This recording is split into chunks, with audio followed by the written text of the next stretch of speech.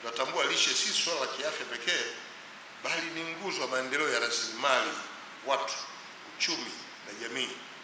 Ndio maana lishe tumeipa kipaumbele cha kitaifa na kuijumuisha katika ilani ya uchaguzi ya CCM itakayoanza kutumika mwaka huu 2025 mpaka 2030, na imetamkwa pia kwenye dira ya maendeleo ya taifa ya mwaka 2050.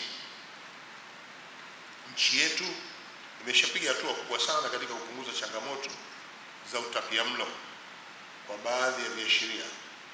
Kiwango cha udumavu miongoni mwa watoto walio chini ya umri chini ya miaka 15 kimeshuka sana kutoka 48% mwaka 1992 hadi 30% kwa mwaka 2022.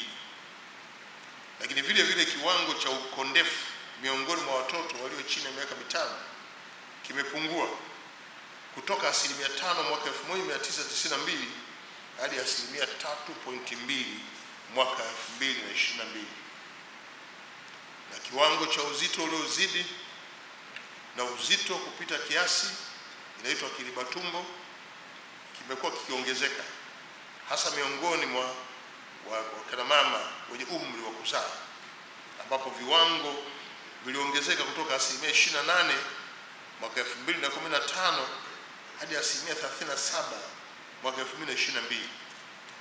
Changamoto hii inaakisi mabadiliko ya ulaji na mtindo wa maisha ulioikumba sio tu Tanzania bali dunia nzima.